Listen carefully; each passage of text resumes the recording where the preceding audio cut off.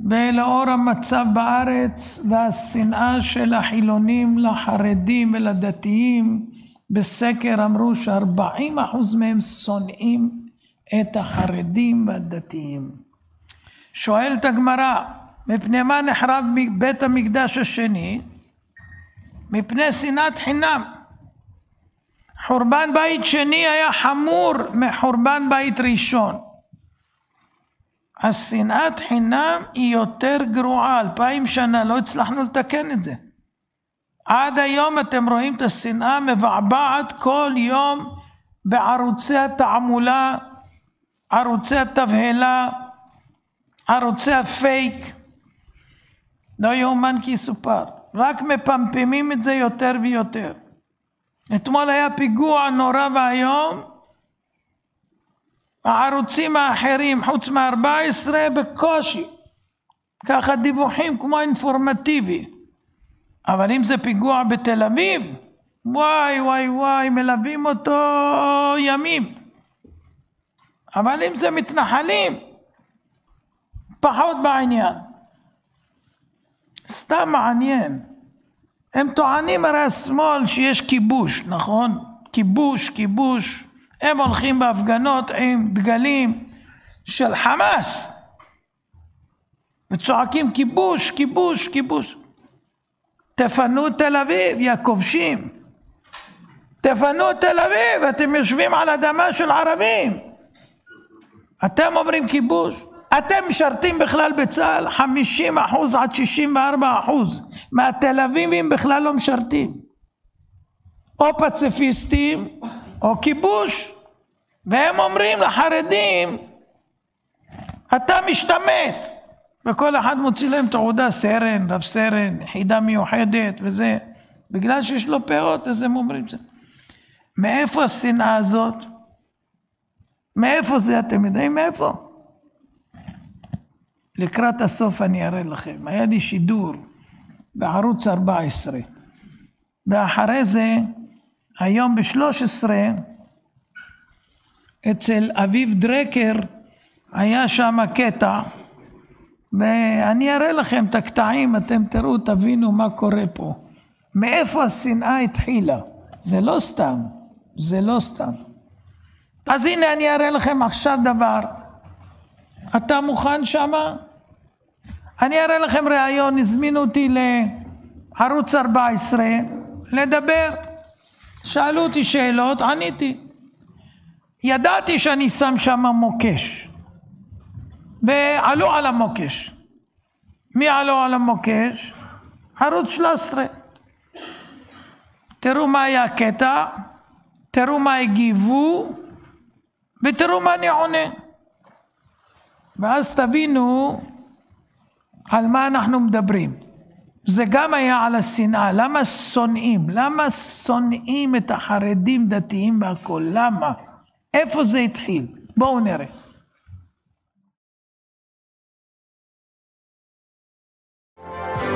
תודה. טוב, אז היום הראו בערוץ 13 קטע, אין לי את הקטע עדיין, אבל יש לי, יש לך את הקטע? כן, כן, שאם יש לך זה טוב. יש אחד, רונן צרצור, שהוא כתב על זה משהו, תראה רגע מה שהוא כתב. הוא פרסם את הקטע הזה שהייתי ב14, ותראו כמה הם טיפשים, הם לא מכירים את החומר, הם לא למדו, הם רק אומרים מה שאמרו להם להגיד, הם לא מכירים את ההיסטוריה. ילדים קטנים, עוד לא למדו. אבל נתנו להם מיקרופון, והם חושבים שהם חכמים, לא הבינו שהם עלו על מוקש. יש לך את הקטע ששלחתי? לא, קטע ששלחתי כתוב. אתה כתוב רגע, תראה. רונר צרצור. אתם מכירים אותו? זה שמאלני, משהו שחזק חזק. לא חצרוני, צרצורי. הוא היה שם עם אביב דרקר ועם נתן זועבי, זה עם הקוקו, נתן אמר, זה הרב אמנון יצחק, אני מכיר אותו, הוא היה בסנוקר באלנבי. איזה אלנבי? איפה היה סנוקר באלנבי? אני זוכר את נתן שהיה לו טיטול שהוא היה קטן. אני גם זוכר אותו כמו שהוא זוכר אותי. איך אתה זוכר אותי? מי מכיר אותך בכלל? הנה תראו מה הוא כותב, אל תסתיר שמיים הזה. כתוב השמאלנים הפקירו את היהודים בשואה, על הרכבות היה כתוב מפאי. זה מה שאמרתי, נכון? אני שואל אתכם, אני אגיד פעם דבר שהוא לא מבוסס? פעם תפסתם אותי 45 שנה שאמרתי דבר לא מבוסס? שמתי להם מוקש, ידעתי שהם יעלו עליו. הם עלו. עכשיו תשמעו מה הוא כותב. הנה זה רונן צרצור. מה הוא כותב? זה כבר לא ערוץ, אני לא רואה טוב, הסתה 14. זה כבר ערוץ שנאה 14. אנטישמיות ממלכתית. ממומנת בכסף שלנו. מהכיס שלנו. פושעי 14 לדין. וואי וואי וואי. עכשיו אני אביא לכם את הקטע שמוכיח הרבה יותר גרוע ממה שאמרתי. מה שאמרתי זה היה שורה.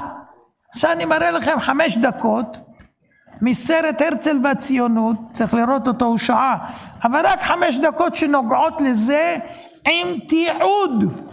עם תיעוד. כל מה שאתם רואים היום, זה לא התחיל היום, זה לא התהפך היום. זה היה מלפני קום המדינה. שנאת החרדים והמאמינים מעולם הייתה על בסיס זה קמה המדינה. בואו תראו.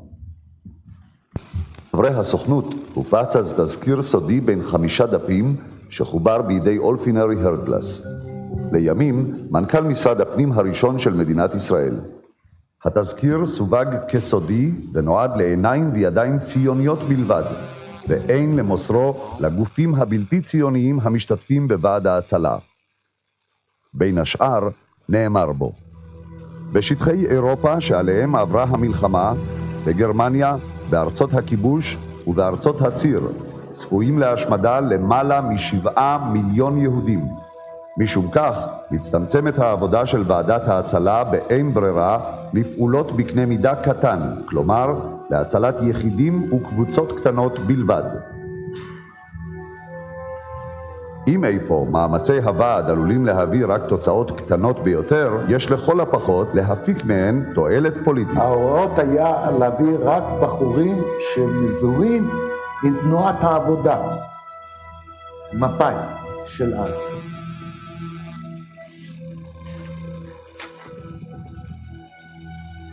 יכולים להינצל בדרך זו רק כמה מאות אנשים, ולא דווקא אלה שאנו מעוניינים בהם.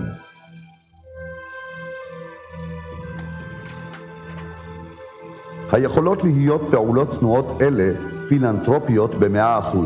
זאת אומרת, מבלי להבדיל בין טיב האנשים שלהם מוגשת העזרה, כלומר, לתיתה לכל אחד שזקוק להם, האין לתת לפעולה זו אופי ציוני לאומי, ולהשתדל להציל בראש ובראשונה את אלה שיכולים להביא תועלת לארץ ישראל וליהדות?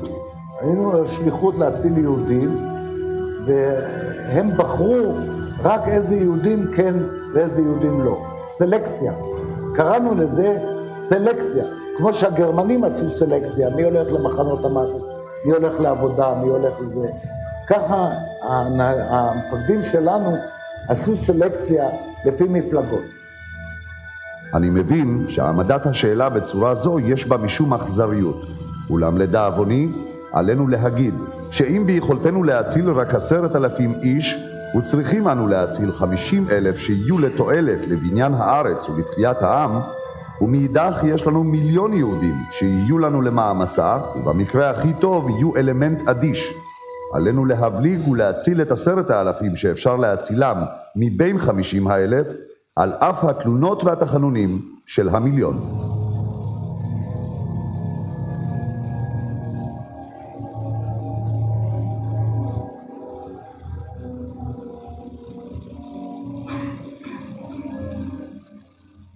גם העלייה של המבוגרים מטהרן משמשת דוגמה. מחוץ לחלוצים ולעסקנים ציוניים באים המוני אנשים שאין להם כל קשר עם הציונות. אנשים ששוררת ביניהם דמורליזציה גמורה במובן הלאומי. ולכן עלינו באין ברירה לוותר על הצלת האלמנט המזיק. ההנהגה שלנו שיקרה אותנו, אמרה לנו, אתם עובדים להציל יהודים, אבל רק דאגו לכך שיהיו רק מהמפלגה שלנו. להימנע במידת האפשרות להביא אלמנטים בלתי ציוניים לארץ ישראל. אם כל הפעולה צריכה ומוכרחה להתנהל מנקודת מבט ציונית, הרי השותפות עם אגודת ישראל ואף עם הרוויזיוניסטים לא זו בלבד שאין בה כל תועלת, אלא להפך, היא מזיקה מאוד. וכשבאה קבוצה של דתיים מהמפד"ל, שהם לא היו חרדים, אז אמרו מכסות. 5%, 10%,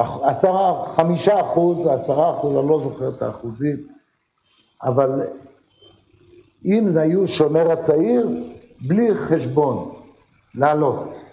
וחרדים לא נתנו בכלל, לא נתנו לעלות. איסור, אני אומר לך, שלחו שליח מארץ ישראל עם הוראה רק... תראו מה כתוב על הרכבת. מפאי. רואים? רק את החבר'ה שלהם הם העלו לארץ. כל השאר שימותו בשואה. את אלה שהם ציונים, מהחבר'ה שלהם לעלות, רק מהמפלגה שלהם. כל האחרים נתנו להם רק 4%. כל השאר הצילו רק את זה, האחרים שימותו. זה מה שאתם שומעים פה. תמשיך. מפאי, דרור, שומר הצעיר, רק זה. ביתר... קץ רזניק כתוב שם בצד. מפד"ל, לא. חרדים בכלל לא. ומה היה הטיעון? הם ראו שאנחנו רוצים להציל כל יהודי. אז הם שלחו את השליח הזה, והוא ישבתי לילה שלם, לא עצמנו עין. לשכנע אותי שהם פשפשים, שאם נכניס אותם לצמר גפן, הם יתרבו. היה שופט בישראל שאמר אותו דבר, שהחרדים פשפשים, אם אתם זוכרים לפני כמה שנים. כן, אז הנה זה הקטע שאני דיברתי בקצרה, פה כתוב, אם יש להציל 1,000,000 או 10,000, עדיף לקחת 10,000 שמתאימים לנו, וכל השאר צריכים לעמוד לגורלם, זה מקצת, מתוך שעה, מי שיראה את כל הסרט הרצל והציונות מופיע בכל הרשתות, יוכל לראות בדיוק על מה קמה המדינה, לאיזה מטרה, רק ככל העמים, זהו. הרצל העריץ את הגרמנים, רצה שתהיה פה תרבות גרמנית, שפה גרמנית, הוא הסכים שהמדינה תהיה באוגנדה, שום קשר לארץ ישראל. בסוף המנדט הבריטי היה להגיע לפה וכולי, וכולם יודעים את ההמשך אולי. אבל מי שלא מבין זה לא השתנה. הם מרגישים העילית, הם בנו לכאורה כאילו את המדינה, הם לקחו את המדינה שכתובה בתנ"ך, בן גוריון השתמש בתנ"ך באום ואמר יש לנו טאבו, קושן על המדינה, לקח את הארץ, חילק את הקרקעות לקיבוצים, השאיר לנו כלום, אתם בשביל דירה צריכים לשלם היום 700,000 שקל, על מה? על זה שקיבלתם קרקע ששייכת לכם. לערבים מוכרים ב50,000 שקל קרקע שעולה ליהודים 1.5 מיליון. היום, לא פעם, היום. אז זאת אומרת, והם בונים בלי חשבון, תסעו שם בכיוון לאום אל פחם, כל כביש 6, כל יום אתה רואה עוד שכונה, עוד שכונה, עוד שכונה, שם אי אפשר להתחתן לפני שיש לך דירה, והם מתרבים בלי עין הרע כמו שאומרים. אז תראו כמה זה. בקיצור, יש פה איפה ואיפה, הם אוהבים את הערבים יותר ממה שהם אוהבים את החרדים. זה לא יאומן כי יסופר. מאיפה? מהטרללת? תשים את הטרללת. והנה הקטע שהיה היום אצל דרקר. כשסגרנו את הקלפיות הגיעה האמירה המדהימה הבאה שהיא ממש ליגה מעל מצד הטרלול, שימו לב. ומי הפקיר את היהודים שם בשואה, אתה יודע? בהיסטוריה? השמאלנים האלה שהקימו. מפאי. היה על הרכבות כתוב מפאי. והיו מעלים את החבר'ה. איפה אנחנו טועים? זה אמנון יצחק, לא? את זה ממש אסור לשדר. זה לא אמנון יצחק? זה לגמרי... זה אמנון יצחק. מה נגיד? אבל יש הבדל גדול בין איזה קוריוז, איזה רב כלשהו שיושב בתוכנית. הוא לא רב, אני זוכר אותו שהוא היה עובד במועדון הסנוקר באלנברג. האדם שהיה סגן שר ושר, האדם ששרת 4 חודשים בצבא ומרשה לו לדבר ככה. שרון, המון תודה, תודה רבה לכולכם. הוא פוחד לדבר, שאני לא אתבע אותו, אז לכן הוא לא, כן, הוא רק הראה את זה. בסדר, גם טוב, חשיפה, הנה עכשיו הוא יקבל, אתה מבין את זה בפנים, את 5 דקות, ואם ירגיז יקבל גם את השעה.